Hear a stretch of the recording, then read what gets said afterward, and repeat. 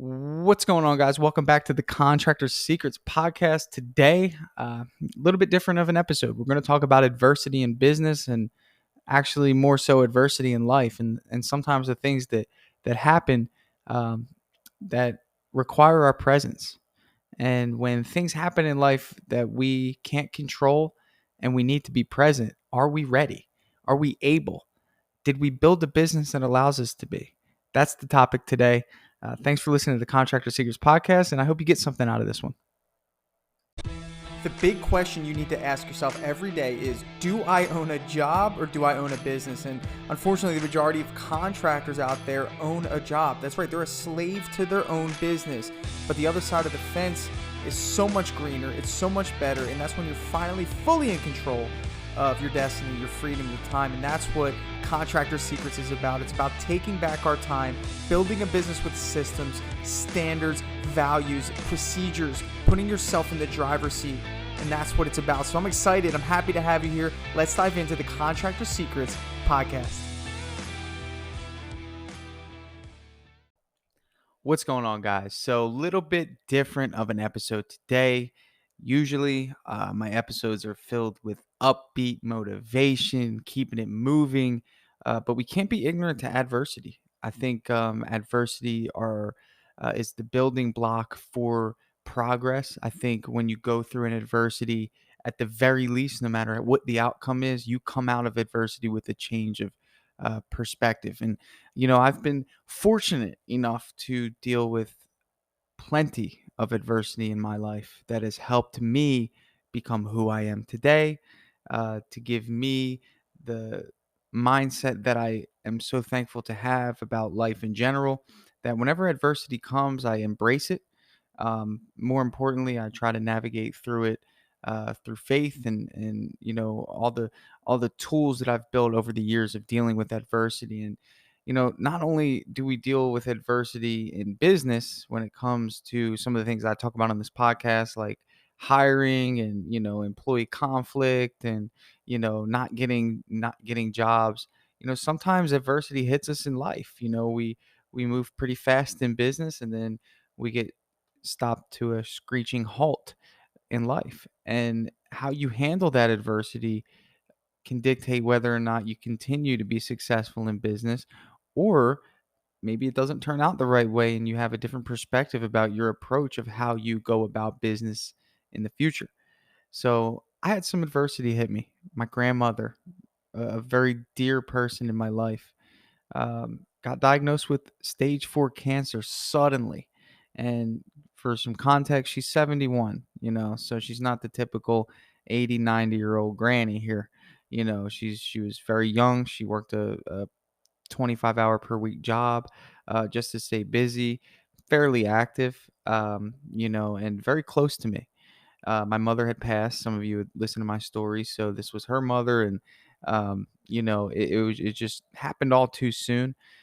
So we found out last week. So I've kind of just been a little distant from putting myself out there, just to spend some time with her, get some things in order.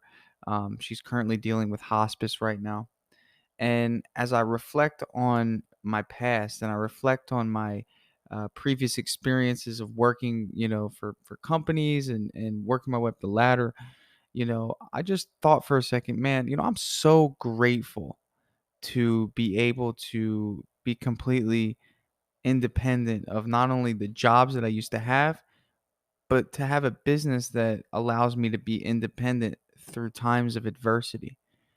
For the last week, I've been over her house, organizing things, trying to, move things for her. We actually moved her into a family member's house so she's not alone. I was able to go over there and sit with her during the hospice visit with the representative there to help her go through all sorts of paperwork and information. And then I was able to sit with her during some other important meetings and calls yesterday. And it's so crazy, man, is that life does not stop for your adversity. Business does not stop for your adversity. I remember working at a car dealership when my mother passed away. And I remember the feeling that I felt that I couldn't be around my family for more than 2 days without feeling guilty, without worrying that I was going to lose my job.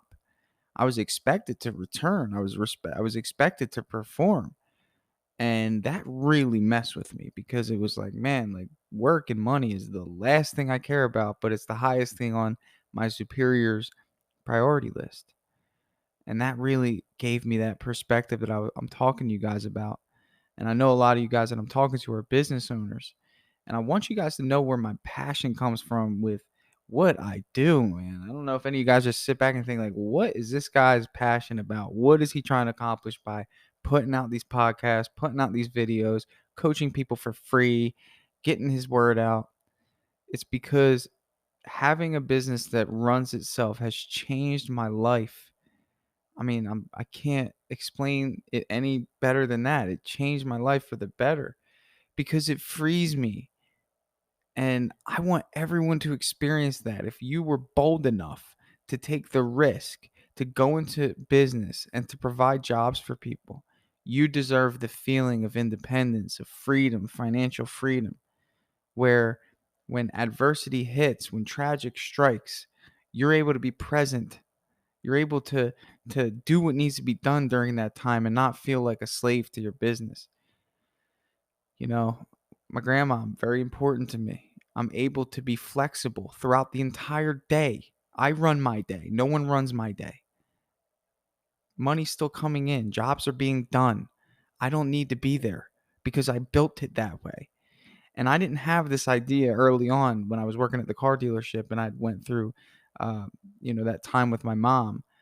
But as I grew and I reflected on it, I said, man, I wish I were present. And then little things would come up where I would miss things and I would think, man, when I had a family and when I was a father, I don't want to miss anything. I don't want to have to ask permission to go places, to do things. And some of us actually fall into the trap of having to be more present than we would have in our work if we work for somebody else in our own business. And I see this all too often. Actually, it's tragic because you took the risk. You actually stepped out. You started a business. You had to make your logo. You got the website. You're figuring it out. You're listening to me. You're trying to learn business. You're trying to be better. And you find yourself every single day inside of the business feeling like everything's caving in a role that you did not expect to deal with. You have marketers calling you to sell you on leads, and you have estimates where people are haggling you on price, and you have workers that aren't showing up and aren't doing the right things and stressing you out, and you just want to quit. And I'm here to tell you today, I guess this is my message, is don't quit because ultimately you are building something that's going to allow you to be present in a life that doesn't really give many people that option. I was sitting there with my grandmother and I mean, I'm sorry to be kind of, I guess like little low today in terms of the motivation and maybe this isn't what you expected and I understand if you want to pause this and move on to another podcast episode or listen to somebody else right now, but when you got somebody that you love so much and is going through such a crazy time in their life, knowing that they just found out they got cancer 4 days ago, and everything's changing around them, and everyone else, like if I were to 9 to 5, or if I were stuck painting someone's house right now, it would be hard for her, but to know that I'm there with her and I'm able to be. And she kept saying, like, no, you have your business to run. You don't worry about being here. And I'm like, my business runs itself, Grandma. I'm here for you. I mean, like, I don't know if anyone felt me on that, but like to be able to give that gift to your family members of being present, that's what it's about. It's not about the money, you know? It's about these moments in life that you build your business for, that give you the opportunity to be free, to give you the opportunity to be present. And you know what? Don't feel guilty about it because you're creating opportunity for the people that work for you. I have another person that works for me that's dealing with something similar with his mother, you know? Called me and said, "Hey man, I could get the call any day." I said, "Man, it's crazy because I'm going through the same thing, man." He's like, "Do you think, if it happens, I could go home?" I said, "Dude, what? Man, listen, you don't even got to tell nobody. Just shoot me a text and say, hey, it's that time or whatever. And you take off as much time as you need. Call me when you're ready. It could be weeks, it could be a month. I don't care. I will find somebody in the meantime. I will be forced to grow. What can I do to make this time easy for you?" And I'm coming from a place of empathy. The best leaders come from empathy, right? Because I've been there. I understand what it feels like to be under the pressure. And I made sure to say, dude, you never have to worry about your job. Don't worry about it. You're a great employee. I trust you, man. Take the time you need for your family. Okay? That's it. The business will always be here. I am a confident enough business owner to know that I can make it work. Even though we'd be a man down, it's going to force us to grow as a business, to refine my hiring skills, to make sure that I still got it, because I can get a little comfortable every now and again because I've have really good guys and sometimes I don't need to flex that muscle. But you know what? It'll challenge me to grow.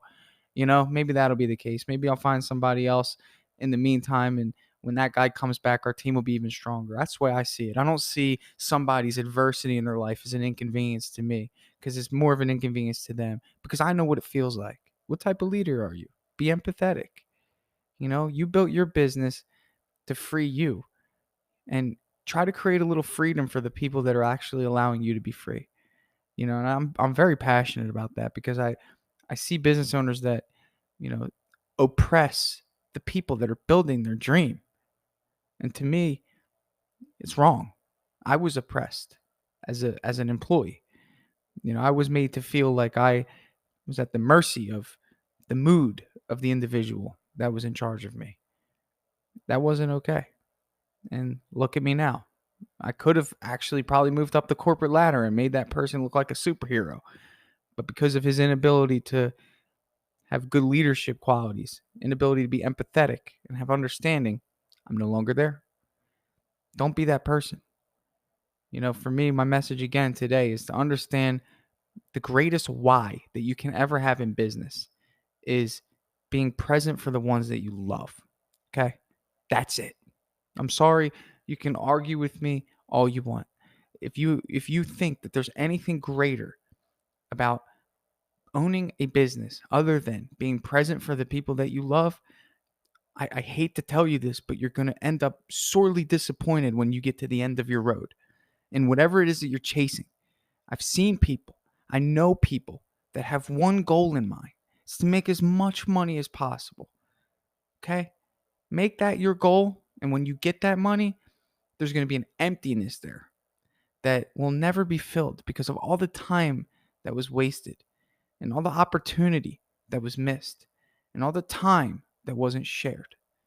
So when I go and see my grandmother on her quote unquote deathbed, again, sorry to be daunting today, but I'm trying to make a point, and I hope this gives somebody some insight and maybe shifts their perspective through my adversity of what's most important and why we spend the time on making sure that we're hiring good people and why we spend the time to make sure that we are building a business that runs itself.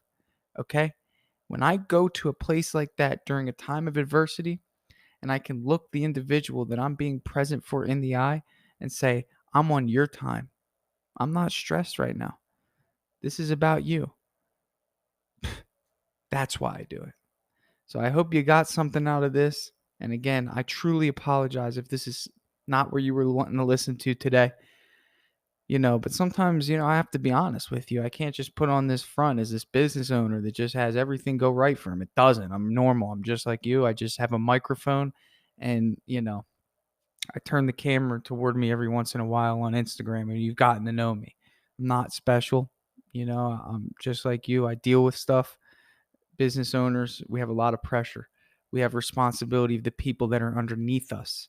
Not only that, we have the responsibility of the people that are beside us.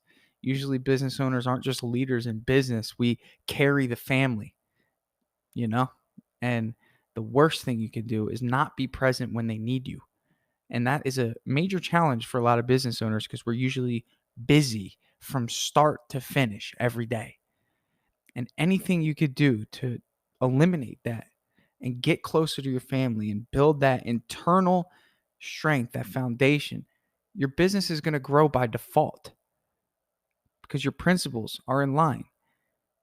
Your employees will feel what your motives are, and they want to be led by somebody with good values rather than somebody that is chasing something that will never, you'll never be fulfilled if that's your motive, you know? And I look at a lot of guys and I hear why they're in the brush, quote unquote, for my painting family. I hear why they're slinging the hammer. I hear why most of them just want to make the most money as possible and they're afraid to invest. They're afraid to take the money out of their pocket and put it into people, put it into systems, put it into things that give them the ability to be free. Okay? I mean, that's what I got. I'm not going to go any further on this one. Again, big apologies if it wasn't what you were hoping to hear today, but I hope because you're still listening to this that something resonated with you. And if it did, please reach out. I'd love to chat with you. So if you want to talk to me on Instagram, hit me up.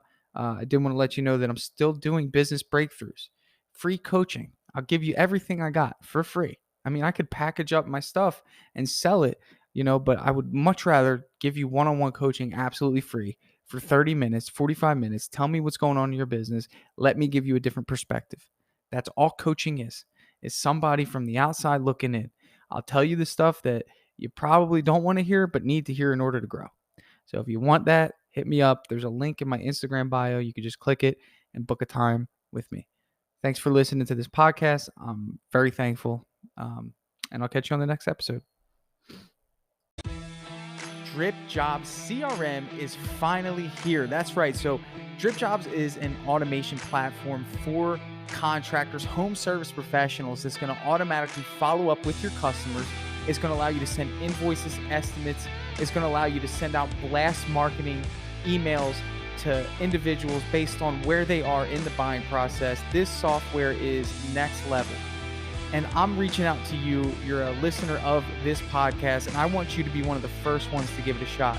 So if you want to see what Dripjobs can do for your business, I'd love for you to head over to dripjobs.com, sign up for a free demo, and get your team involved and let us sit with you and show you how powerful this software is. It's going to save you time, it's going to make you money, and you're going to love the features that are built into Dripjobs. So if you want to check it out, head over to dripjobs.com, and we will give you first priority being a podcast listener to be one of the very first to try out Dripjobs in your home service business. I'm super excited to share that with you, and I'll catch you on the next episode.